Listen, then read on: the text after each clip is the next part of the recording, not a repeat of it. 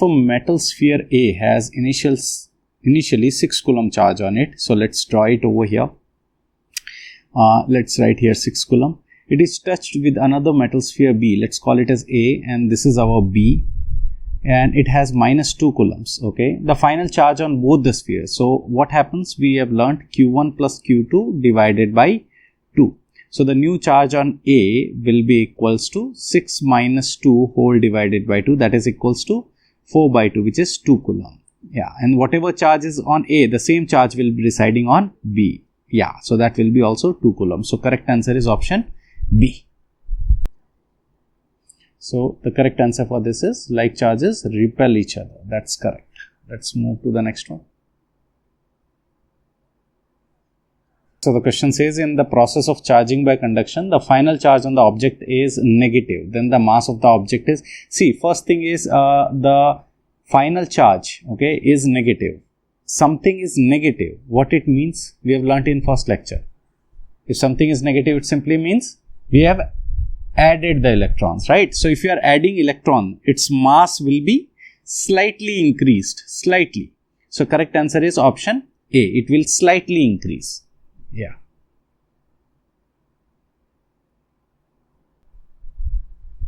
Oh, I think that's a misprint. Is a Coulomb of charge is greater or the charge of an electron?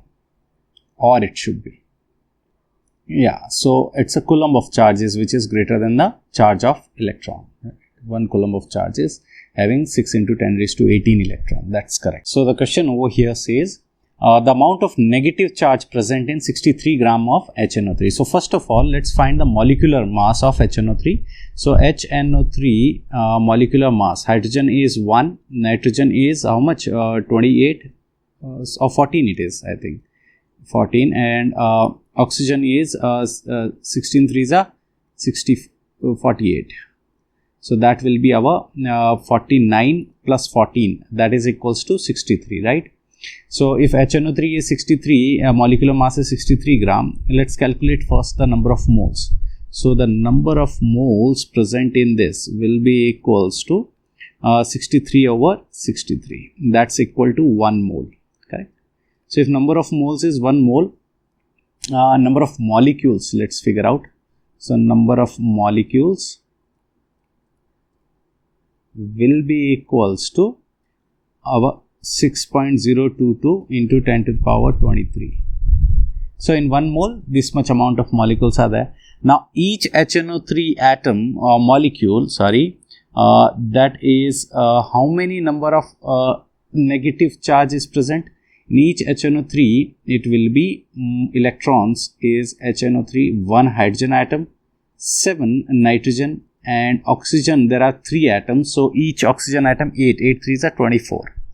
So that will be 20, yes, so 25 plus 7, that is equals to 32 electrons in 1 atom or 1 molecule, basically, not 1 atom, 1 molecule. So for 1 molecule of HNO3, there are 32 electrons because we are looking for negative charge. So if there are 32 electrons, the total electrons in this will be, total number of electrons will be equals to 32 into 6.022 into 10 to the power 23. Okay, so this will be our let's move this part, 23. Yeah, so the total charge will be total negative charge, that would be 32 into 1.6 into 10 raised to minus 19 into 6.022 into 10 to the power 23, right? So let's simplify and solve it. 32 into 1.6 into 6.022. So that will give us 308.3 into 10 to the power 19 and 23. That will be how much? Minus 19. That's 4. So the correct answer will be option C, 3.08 into 10 to the power 6. Any doubt? Do the next one. Let's see. Question says the charge carried by 25 into 10 to the power 10 electron is So let's first find, let's use the very basic formula, Q equals to NE. And N is nothing but here given as 25 into 10 to the power 10 into E is 1.6 into 10 to the power minus 19. So let's multiply 25 into 1.6, that would be 40 into 10 to the power minus 9 Coulomb. That's option B, correct. Do the next one. If a metal sphere has initial charge Q on it, is touched to, okay, so there is a metal sphere, initial charge is Q on it, touched to another metal sphere, let's call this as sphere A, and there is another sphere B which has 3Q charge on it. The final charge on each sphere after they are removed from contact, yeah, so their charges will redistribute. So the final charge on A will be Q plus 3Q by 2, and here also it will be Q plus 3Q by 2. That will be how much? 4Q by 2, which is 2Q. The correct answer is option B. Do the next one. A metal sphere A has initial charge. So let's draw a diagram over here. This is our A, has a charge Q on it, okay, is touched to another metal sphere B. There is another metal sphere B having no charge initially. B has no charge initially, so charge will be 0 here. Now the metal sphere B is touched to a third metallic sphere C which has a charge 3Q on it. So let's write here C, and this is our 3Q. Now when B is touching C, the charges will redistribute. So the new charge on B will be 0 plus 3Q over 2. So that will be 3Q, 3 by 2Q. And the final charge on B. So this will be our final charge. Wait, let me just read it again. A metal sphere A has initial charge Q. Oh, okay, wait. We have done a very small mistake over here. So this is our ABC. Now the question says, it is touched with A is touched with B. So when you are touching A and B, the new charge on A will be Q plus 0 over 2, and B will be also Q plus 0 over 2. So new charge on B after touching with A will be Q by 2. So if Q by 2 is the new charge on B, now you are touching it to C. So if you are touching this to C now, this is our B dash, now it's already having a new charge. Now you are touching it to C. So that will be 3Q. Now this on touching will give us Q by 2 plus 3Q whole divided by 2. And that will be how much? 7Q by 2 whole divided by 2. So that is 7Q by 4. So the correct answer over here is option B. Understood? We'll move to the next one. If a metallic sphere A has an initial charge of Q on it, okay, is touched to another metallic sphere B having no charge initially. So if B has no charge, I am putting here 0. Okay, now if they are touching, the A will have a final charge as Q by 2, Q plus 0 by 2, and B will also have a new charge of Q by 2. Now the metal sphere B is touching the metal sphere C which has initial charge of 3Q. But they are saying what is the final charge on A? So final charge will be Q by 2 only, because it is not affected by at the last. So option C is the correct answer. Understood? Let's move to the next one. A metallic sphere A has a charge of 10 Coulomb. So let's draw it over here. This is 10 Coulomb over here. It is touched with another sphere B having a charge of minus 4 Coulomb. So let's write here 4 Coulomb minus, and that's B. If you are touching it, A will have a new charge of 10 minus 4 whole divided by 2, and that's equal to 3 Coulomb. New charge on B will be equals to again 3 Coulomb because it will be redistributed. Now the metallic sphere B is touched with this third sphere C. Now that's a C with the 7 Coulomb of charge. Final charge on C you are asked. So when you are touching B and C now, the B is already having 3 Coulomb this time, not minus 4. So 3 and 7. So C will have a new charge of 3 plus 7 Coulomb whole divided by 2, and that is equals to 5 Coulomb. That's correct answer is option A. Understood? Now we'll move to the next one. A metallic sphere A has, one second, let's go back. Okay. So question says, a metallic sphere A has 10 Coulomb of charge. Touched with another metallic sphere B with minus 4 Coulomb.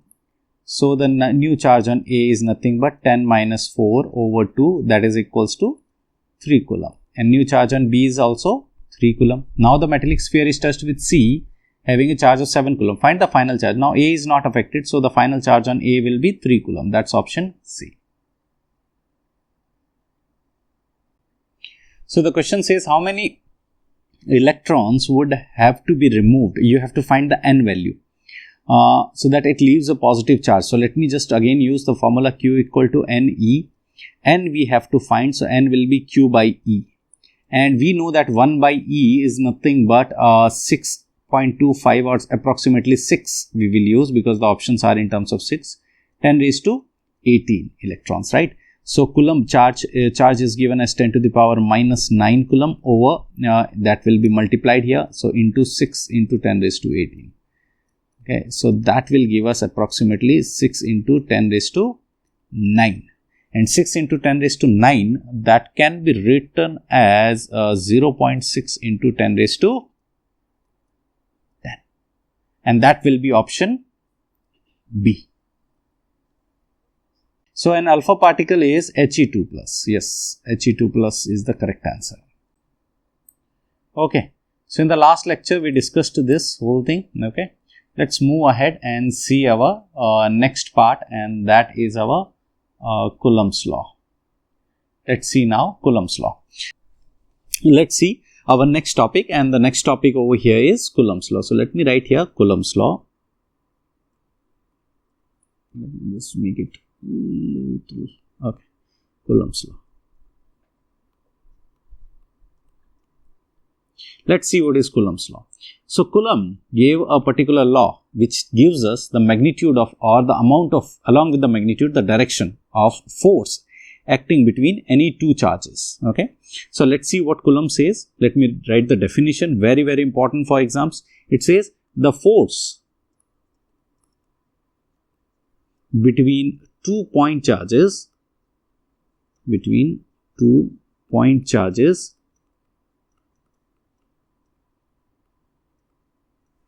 is inversely proportional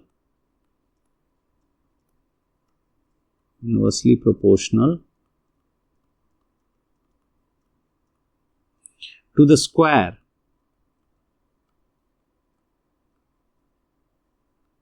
of the distance between the two charges,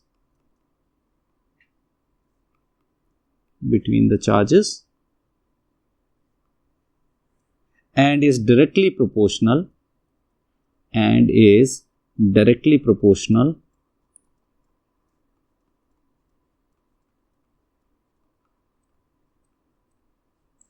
to the product of the magnitude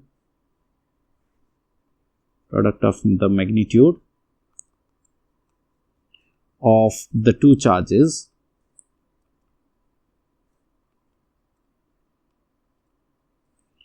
and it acts along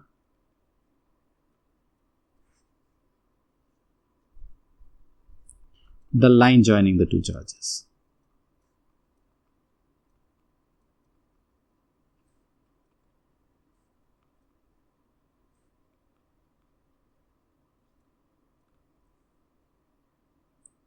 So this is our Coulomb's law.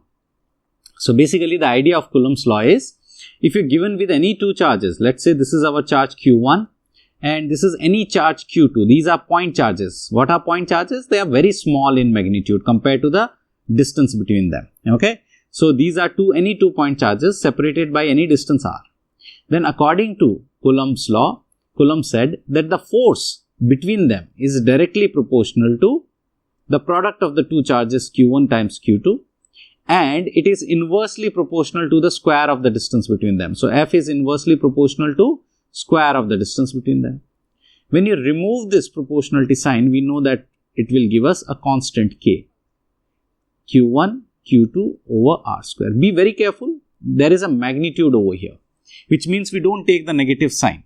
Sir, why we don't take the negative sign? Because it acts along the line joining the two charges. So direction, it's a vector quantity. We will see when we will solve problems that what will be the role of this magnitude in this particular expression, right? So F equals to K Q1 Q2 by R square. That is the force acting between the two charges, and it acts along the line joining. So if it is, both of them are attractive, if, for example, if one is positive and one is negative, the nature will be attractive. Attractive means if Q1 is positive, it will be attracted towards the negative charge in this direction. And if, let's suppose they are both of the same sign, let it be both positive, let it be both negative, they will be repelled in this direction. So that will be the direction, right? So direction we will see later on. Here the K value, K the constant, is nothing but 1 by 4 pi epsilon naught, where epsilon naught is known as the permittivity of free space. Permittivity of free space. Now, sir, what's the idea of permittivity of free space? What do you mean by permittivity of free space? If I assume that if I take the same two charges, Q1 and Q2, and if I put them, dip it inside the water at the same separation, if I take the same two charges at the same separation and put it inside the water, will I get the same force? No. So what happens? The permittivity of that medium will be different. So permittivity of free space is nothing but 8.854 into 10 to the power minus 12. That's the value of epsilon naught. So what's the unit of epsilon naught? So that unit we can find simply by putting it as F equals to 1 by 4 pi epsilon naught Q1 Q2 over R square. And if you take everything on the left hand side, you left with epsilon, take the epsilon naught on the left hand side and take this force on the right hand side and epsilon naught on the left hand side. What will you left with? You will be left with Coulomb square over Newton meter square. Any doubt? Now this is the unit of epsilon naught, and if I put the value of this epsilon naught in this K, if I put the value of this epsilon naught, I can see on the right hand side everything is constant, right? 4 is constant, pi is constant, and even epsilon naught is constant. So if you put the value, you get a value, specific value of K, and that is nothing but 9 into 10 to the power 9. So that's the unit of K, not epsilon naught. Be very careful. Epsilon naught is 8.854, 10 to the power minus 12, and K value is 9 into 10 to the power 9. And it is, you can see in the relation, they are reciprocal of each other. So the units will be also reciprocal of, So this is the value of K. And that is the value of epsilon naught. Now using this, you can also find the dimensions of epsilon naught. So this is called as permittivity of free space, and that is our Coulomb's law. Coulomb's law says that you can figure out the force acting between any two charges, and these two charges, okay, will experience a force along the line joining the two charges. So what happens if you have multiple charges? That we will see in the particular questions. So the question over here says two charges, 3 nanocoulomb. So let me just put it as Q1, that is over equal to 3 nano. Nano, in case if you don't know, it's 10 to the power minus 9 coulomb. Okay. And Q2 is nothing but 5 into 10 to the power minus 9 coulomb. Okay. And both are separated by 30 centimeter. Be very careful. You have to use standard units because everything is in newtons. So it should be 30 into 10 to the power minus 2 meter. Now the force acting, force will be given by Coulomb's law, that says F equals to, always write the formula before you solve the question, because in board exams they will give you marks for each and everything. Given data has a different marks, formula different marks, and then you have to substitute. So 1 by 4 pi epsilon naught, 9 into 10 to the power 9. Q1 is nothing but 3 into 10 to the power minus 9. And Q2 is 5 into 10 to the power minus 9 and whole divided by R square, where R is nothing but 30 into 10 to the power minus 2 into 30 into 10 to the power minus 2. Now let's simplify it. So let me just make it as 9 into 3 into 5. I'm just keeping the numbers separately. I'm just explaining you how to approach so that it can be easy. 10 to the power 9 and 10 to the power minus 9, that can be cancelled and you left with minus 9 on the top. Let's see the denominator. Now 30 and 30, 900. 900 and 10 to the power 1 of the minus 2's goes. You're left with 9 into 10 to the power minus 2. 9 and 9 goes and you're left with 15 and 10 to the power minus 7 newtons. That's option A. Any doubt? We'll move to the next one.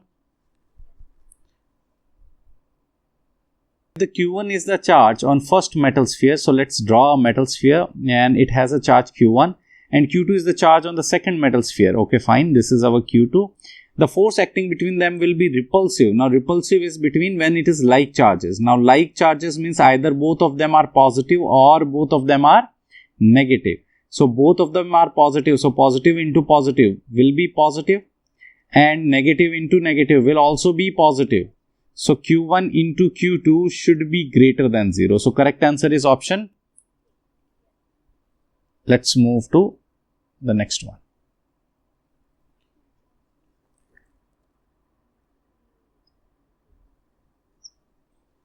Two charges 10 microcoulomb. So let me just write here Q1, and that is equals to 10 into 10 to the power minus 6 coulomb. And the second charge Q2, that is equals to minus 5 microcoulomb, 10 to the power minus 6 coulomb, are separated by a distance r will be equals to 5 centimeter, 5 into 10 to the power minus 2. The force acting between the two charges, so we will use Coulomb's law, that is 1 by 4 pi epsilon naught Q1 Q2 whole divided by r square.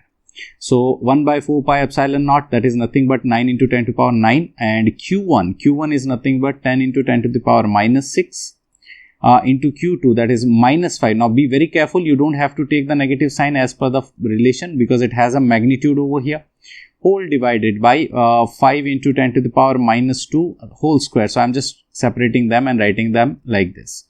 So now we can split them. 5 cancels with 5, 5 2s are 9 2s are 18, and let's now simplify the powers. So in the numerator it's 10 to the power 9 and minus 6 and minus 6 minus 12. So 9 minus 12 is minus 3 whole divided by 10 to the power minus 4. So minus 4 goes up, that will become 18 into 10 to the power 1, and that is nothing but 180 Newton. That's the correct answer, option B. Understood? Try this one. Okay, now keep your pen down and understand this concept. This is very, very important. Okay, this type of questions will arrive. So let's start with question. Question says, three charges Q, Q and 2Q are placed at the corners of an equilateral triangle. So let's draw an equilateral triangle. Let's say this is an equilateral triangle over here, and there are three charges. So I'm just randomly putting them Q, Q and 2Q in the order, right? Now let's call this as A, and let's call it as B, let's call it as C. Now it says of side length A. So I'm just assuming that this is our side length A. Each one is A only. Net force acting on the charge 2Q will be. So to calculate this force, first thing you have to understand that before we apply the formula, we have to first draw the directions. So if there is a charge A and C, between charge A and C, the force will be attractive or repulsive. So it will be repulsive because both are positive charge. They have not said that any one of them negative. So this will be the repulsive force acting on C due to A. Any doubt? Now force acting on C due to B, again it will be repulsive, but repulsive along which direction? Along the line joining the two charges. So it will be FCB. Any doubt? Now if this is an equilateral triangle, we know that each angle is 60 degree. So the angle between the two forces will be 60 degree over here. So whenever you have such type of problems, first you have to draw the directions and give the angle between them, right? Then you go to the magnitudes. So let's write the magnitude of force acting on C, FCA, force acting on C due to A. That will be equals to K, the charge of first one Q, the charge of second one 2Q whole divided by separation, which is A square. So I'm just rewriting it as 2KQ square by A square. Any doubt? Now force acting on C due to B will be K, the charge on the, that will be Q, that will be 2Q whole divided by A square, and that will be equals to 2KQ square by A square. Now we have two vectors FCA and FCB. You can't add them directly. Be very careful. You have to use the resultant formula, that will be root under FCA square plus FCB square plus twice of FCA, FCB cos of angle between them, that is 60 degree. Now in case if you don't know the value of cos 60, it's half. Yeah. So FCA and FCB both are equal vectors. If they are equal vectors, you can directly, instead of substituting the values, you can simplify the expression as FCA square. CB also, since it's equal to CA, I'm just writing it FCA square, and 2 times FCA into FCA. This is an easy way of solving such expressions. So now you can cancel this 2 with 2. You're left with under root FCA square, FCA square, and FCA into FCA, FCA square. Now let's say, so these are FCA, FCA, FCA. 1 apple plus 1 apple plus 1 apple, 3 apples, so 3 FCA square. Now if you take the root, it will be root 3 FCA. Now what's the value of FCA? You can see on the top, it's K into 2 times, so it will be 2 root 3 KQ square by A square. That's option A. Understood? Do this. Question says over here, 3 charges Q, 2Q and 3Q are placed at the corners of an equilateral triangle. So let's draw again an equilateral triangle here, and that is Q here, 2Q over here and 3Q over here, and the side is A here, right? The net force acting on the charge 3Q must be, so we have to find the net force on 3Q. So first of all, 3Q and Q, that is repulsive, so it will be directed in this direction. Let's call it as A, B and C. So it is force acting on C due to A. Now force acting on C due to B will be repulsive in this direction, FCB. Angle between, since it's an equilateral triangle, 60 degree because of this angle, vertically opposite angle. Let's write the magnitude of FCA. Magnitude of FCA will be K, Q, 3Q whole divided by the separation is how much? A. So A square. So it will be 3KQ square by A square. Now what is the force acting on C due to B? It will be equals to K 3Q, that's the charge on C. B is 2Q, so 2Q whole divided by A square. So it will be 6KQ square by A square.